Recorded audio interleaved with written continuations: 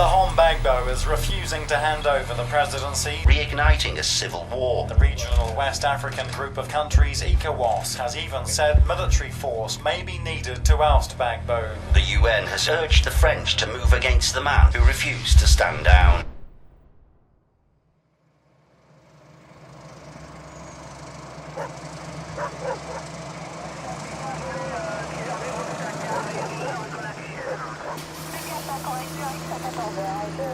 BMP2, BMP2, BMP secteur gauche. Alpha 10, maîtrisé. Mon lieutenant, je vous vois. Esquive, esquive. Merde.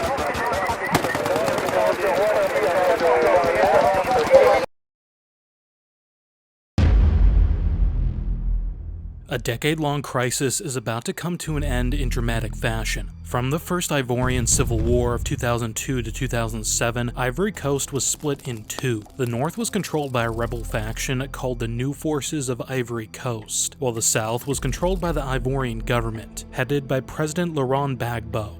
Things were looking better compared to the height of the violence from 2002 to 2004, but the first highly contentious presidential elections since the conflict began were about to be held. The 2010 elections pitted incumbent President Laurent Gbagbo against challengers Alassane Ouattara and Henri Bédier.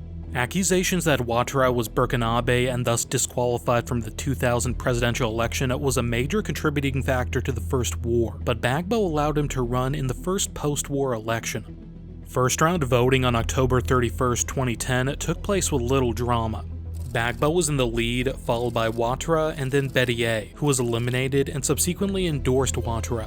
Violent clashes erupted as Gbagbo began campaigning in the north and Ouattara in Abidjan, each other's home turf. On November 24th, the UN had to dispatch 3 additional battalions and 2 Ukrainian Mi-24 helicopters from Liberia to deal with the unrest.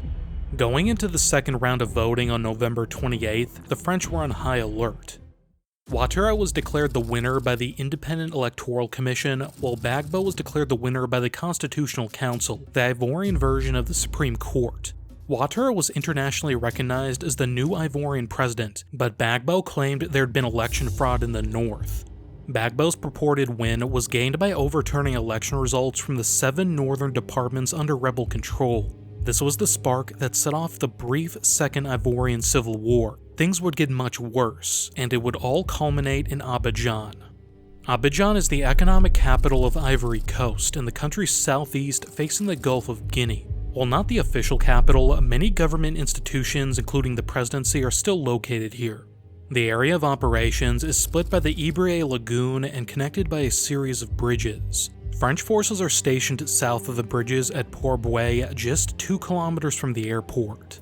However, most of the important stuff, including Gbagbo's residence, is north of the lagoon, with enemy military and gendarmerie bases scattered throughout. Crocodile is a wealthy area housing many embassies and the residence of Laurent Gbagbo. Immediately next door to him is the residence of the French ambassador, well within grenade-throwing distance.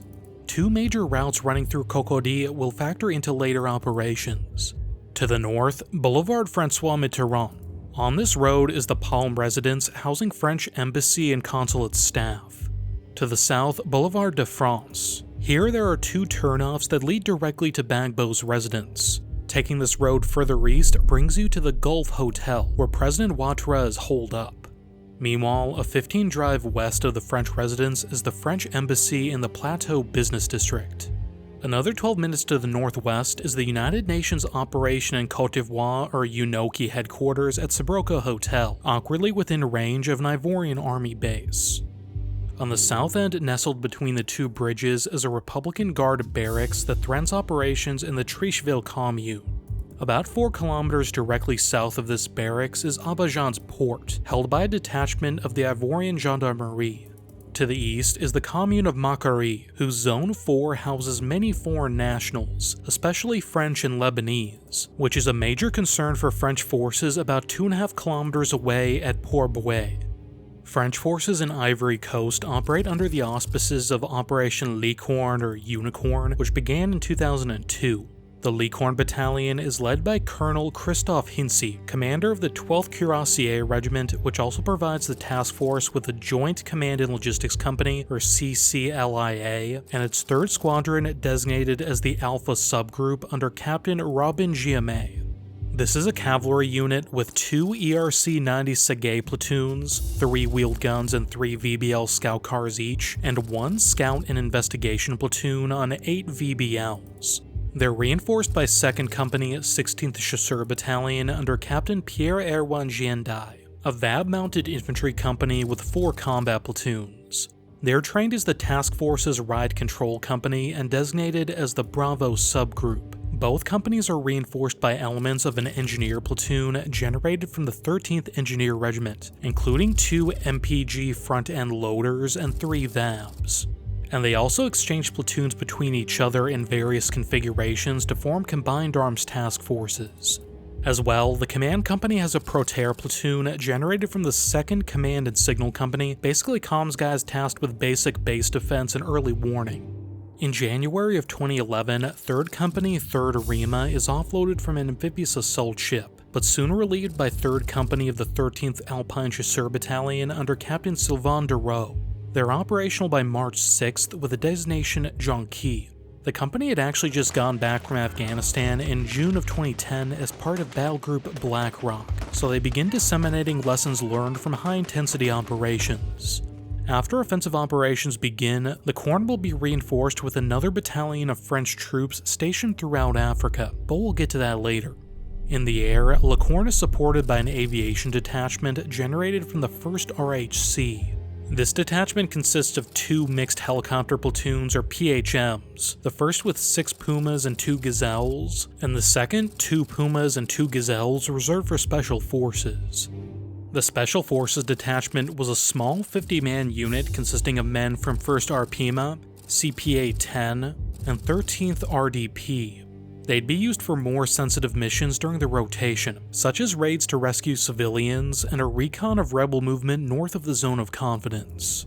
And lastly, the Gendarmerie Squadron was reinforced into a small Mobile Gendarmerie Tactical Group, or GTG, and Lieutenant Colonel Philippe Leclerc was flown in to command it. The pre-existing squadron was actually task organized from 2 armored platoons of 181 Squadron of the Armored Group from Satari and 2 from 353 Squadron from Saint-Nazaire. The first of the reinforcements was an additional 2 armored platoons of 18 men each from 215 Squadron out of Chambéry. Each platoon is generally mounted in 2 blue VBRGs or VXB-170s, an old competitor to the VAB specific to the Gendarmerie. Some include dozer blades for clearing obstacles. Additionally, an element of GIGN operators under Captain Jacques Servat is in Abidjan to provide personal protection to the French ambassador. All French forces under Operation Licorne are commanded by General Jean-Pierre Palissé and his Joint Theater Command Post. While the command post was changed out with the new Licorne rotation in October of 2010, Palissé was held over from the previous rotation due to his experience in theater. In the background, there's also a UN force with mostly defensive missions, such as guarding the Gulf Hotel, UNOCI headquarters, and escorting VIPs. The military component in Abidjan includes a Bangladeshi headquarters company, 2 infantry battalions, one from Togo and the other from Jordan, a Jordanian special forces company as the Force Reserve, Bangladeshi riverine and signal companies, and a security subgroup with gendarmes from Benin, Ghana, Niger, Senegal, and Togo. On the ground, French patrols expand from just the area around Port-Bouet into Zone 4 where many French nationals reside. They're joined by 2 UN patrols from the Jordanian detachment each day. Animosity from the population towards these patrols rapidly grows, with crowds surrounding French soldiers in an attempt to goad them into making a mistake on camera. Patrols of P4 jeeps and pistol-armed men become VBLs and then VABs. On December 13th, Gbagbo sends forces to surround Ouattara at Gulf Hotel with heavy weapons, and the UN has to deploy 800 peacekeepers there to provide security. The diplomatic situation quickly degrades as the UN mission in Ivory Coast and even the French ambassador are no longer recognized by Gbagbo. Further, the port and airport are closed to the French, and Licorne supplies were seized by Ivorian customs.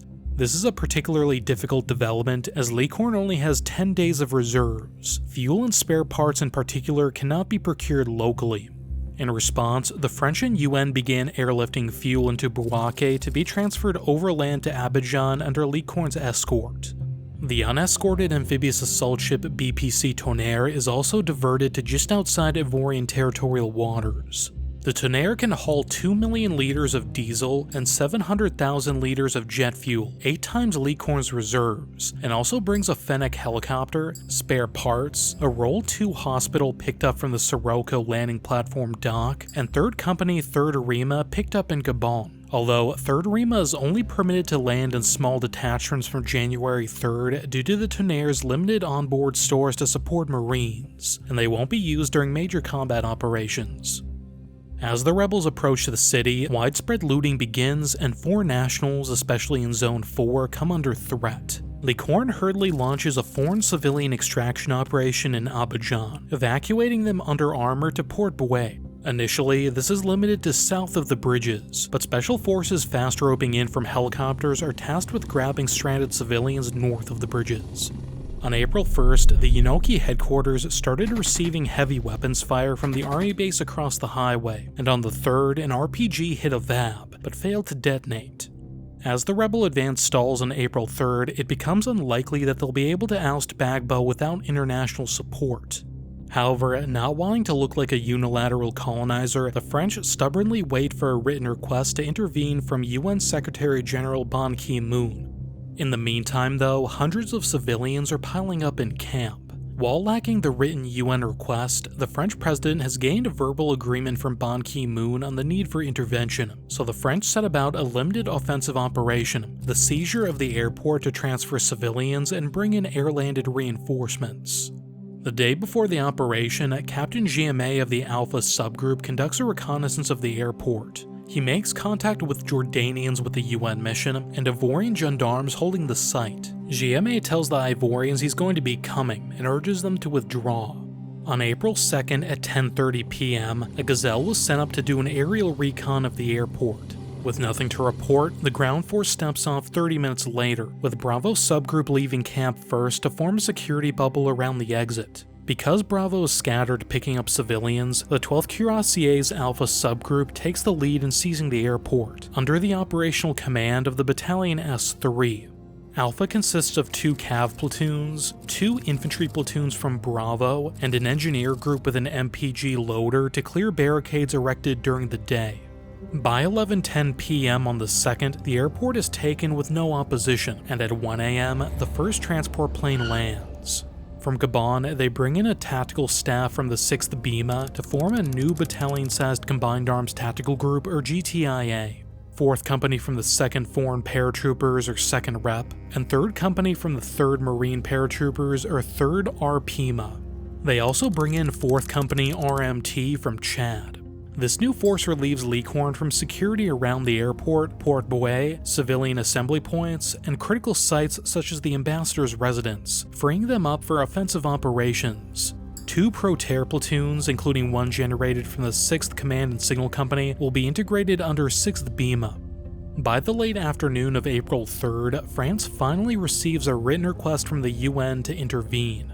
With Gbagbo threatening to take several dozen journalists of the Novotel Hotel hostage, the Franco-UN force kicks off an air campaign to shape the future decisive battle.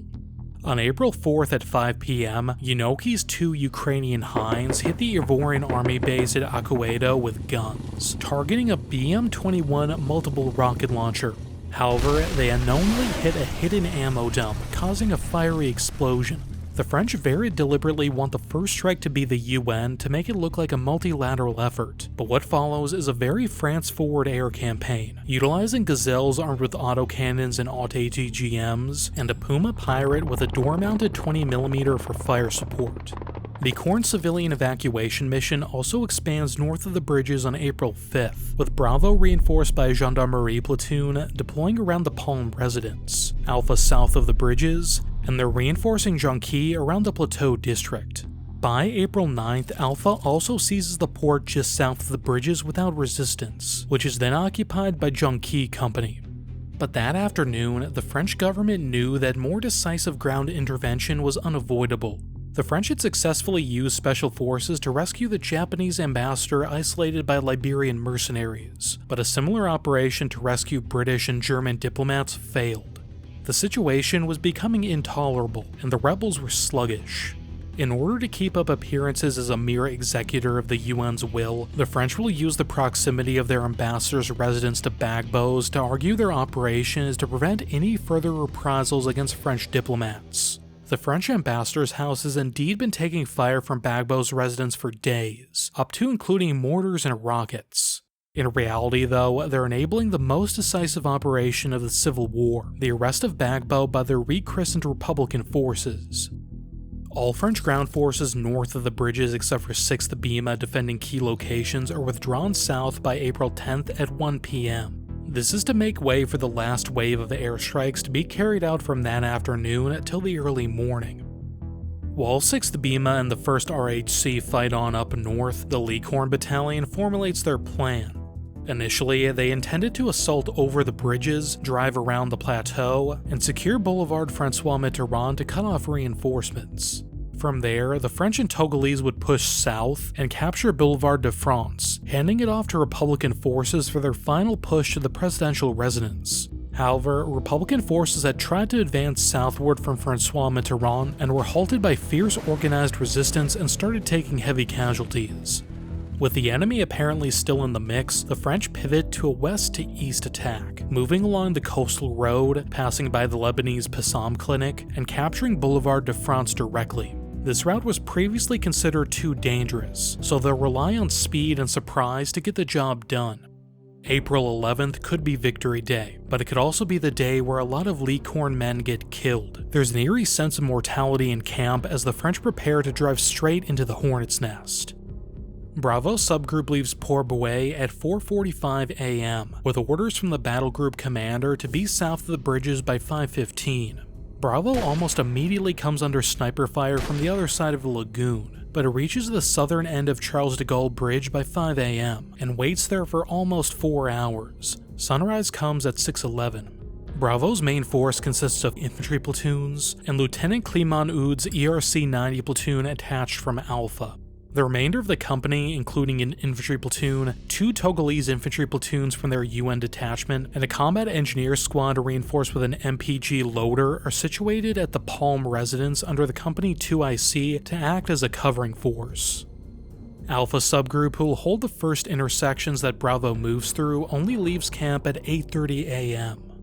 Finally, at 8:57, they get the order. The ground force clears the bridge with support from 2 helicopters of 1st RHC. The ERC 90s attached to Bravo Company, callsign Alpha 10, have been told to use their 90mm at their own discretion, and that casualties are likely. They're after all going up against a force of maybe 3,500 security forces and Republican guardsmen, plus irregulars from the pro-Bagbo Young Patriots, who have already inflicted heavy casualties on the rebels and will be cornered. But the column reaches Boulevard de France in 15 minutes without opposition. A Zu-23 anti-aircraft piece guards the entrance, but does not open fire. They're engaged at each intersection but don't lose pace, and occupy the final crossroads by 9:30 a.m. What the French didn't know was after the failed Special Forces mission to rescue British and German diplomats in the early hours of April 9th, Bagbo's forces had largely pulled back to the president's residence. At this point, Bravo's subgroup holds the last 3 intersections closest to Bagbo's residence, while Alpha holds the first 4. Durot's Jonquille Company, which was put on alert at the last minute, begins arriving at Boulevard de France to take over security for the road and cover the 2 companies' advance south. But Rebel Zone Commander Hervé Tour, aka Vecho, still shaken by earlier losses, asks Giendaj to stay in the lead, contrary to original plans. At 10 a.m., Alpha and Bravo are ordered to continue south towards the French residence. Their limit of advance is the perimeter of Bagbo's residential grounds, in order to ensure that the rebels are the ones who ultimately make the arrest. The final run begins at 10:30 a.m. On the western flank, Alpha's advance is rapid. The squadron's remaining ERC 90 platoons drive down the Boulevard of Martyrs and quickly reach the Ivory Hotel. Meanwhile, their attached VAB platoon from Bravo Company, reinforced with Alpha's VBL scout platoon, moved down Washington Street, taking only light gunfire and reaching the Blockhouse district within 15 minutes. But things are a little more sporty on the eastern flank. From west to east, Bravo's planned routes are the streets Saint-Marie, Monseigneur Coissy, and Bellier.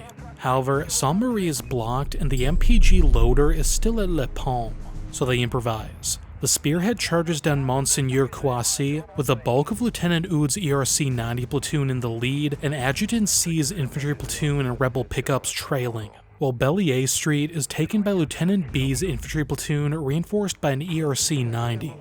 After about 200 meters, Bravo's main body comes under an intense ambush from militiamen on the rooftops. RPG-7s befell 2 rebel pickup trucks following Bravo's column, killing their occupants instantly. The infantrymen from the 16th Chasseurs returned fire with their rifles, mini-mes, and rifle grenades, with upper bodies exposed over the rear hatches of their VABs. As Bravo advances, pro-Bagbo forces filter out behind them, attempting to escape to Boulevard de France. However, Durot's Jean-Christophe company engages them, starting a big firefight during which 4 enemy vehicles were destroyed by AT-4.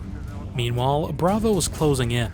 Lieutenant Hude's paired scout leads the column and comes upon Aka Avenue, the last turn before the residences. But suddenly, he brakes and reverses at full speed.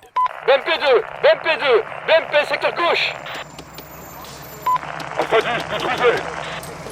A BMP-2 was waiting in enfilade on the left side of the intersection along a perimeter wall, obscured by shadows. The lieutenant asks his scout to go back out towards the intersection to confirm his location, and replaces his chambered HE round with flechette. They creep forward. Initially, no one sees it. Pilote halte, tireur, tu le vois? Oui, je vois, pointez. Correct. The BMP explodes in a fireball, and the platoon leader orders his scout out again to find a way to the presidential palace. But immediately, BMP2, 150 mètres sur la droite. Alpha 12, en mesure de détruire. the platoon's 3rd ERC 90 attached to the trailing infantry platoon overtakes Alpha 10, takes aim, and destroys the last BMP. At this point, Alpha 10 orders his deputy platoon leader in a VBL to relieve his lead scout and continue on towards Bagbo's residence. About 300 meters to the southwest, Alpha's subgroup has moved through the Blockhouse neighborhood, turn left in front of Saint-Pierre Church, and come upon a gated private road. The map says it leads to Bagbo's residence, but somewhat unsure, the captain marks it with smoke, and aviation confirms that it does head that way. But they don't go in. It can't be the French to take the grounds. Bravo is converged on the triangular median leading to the French ambassador's house on the left and Bagbo's on the right. The 2 captains have been given the order to breach the residence so Republican forces can go in and arrest Bagbo. To the southwest, Alpha blows open the gate on the private road, but there's some confusion at Bravo because both residences have green gates. Si le portail de la résidence est à midi, c'est que la résidence de Bagbo est à 3 heures. Donc balance-moi ton putain de but dans le portail de cette baraque. Ultimately, the ERC 90 attached to the infantry platoon that moved down Bellier Street is the one to blow open the gate. Luckily, this shot also hits an anti-aircraft gun hidden behind the gate and not previously destroyed by the Gazelles. Bravo's attached ERC 90s unload another 3 shells into the perimeter wall to widen the gap for Republican forces to flow in. Back at Boulevard de France, a column of 200 Republican vehicles conveniently arrives at Durot's positions around 11:30 a.m. They're a little lost, but Durot points them in the right direction down Bellier Street. The rebels move very cautiously, taking 30 minutes to get to Bagbo's residence, and initially only sending 20 men into the grounds. After taking fire, they immediately rush back out. This riles up Alpha 10 as this is the one part the French can't do for the Ivorians. Allez-y, entrez! Il est à l'intérieur! Ne quittez pas la zone! The rebels enter the presidential grounds at 12:17 p.m. and emerge with a body armor-clad Bagbo 43 minutes later. He was escorted to the Gulf Hotel by Zone Commander Vecho under orders from President Ouattara. Bagbo's arrest very decisively ended the 134-day Second Ivorian Civil War. As of early 2025, Alassane Ouattara has been president of Ivory Coast for 14 years and 3 terms. Ivory Coast will hold new elections in October of 2025, which Ouattara may contest to seek a 4th term. France's Operation Licorne gradually reduced in strength after the end of the crisis, and was wound down by January of 2015, replaced by the revived 43rd BIMA. This year, French military forces will largely be withdrawn from Ivory Coast, except for about 80 to 100 troops from 43rd BIMA kept around for training. Thanks to my patrons for being so patient as I put this video together, and thanks to my friend Asalambra for helping me to get French sources for this video. Learn more about French military operations in West Africa with this video on Operation Serval, an emergency brigade-sized deployment to Mali in 2013, where France pulled together a task force from units that were originally in 4 different countries. I'll see you over there.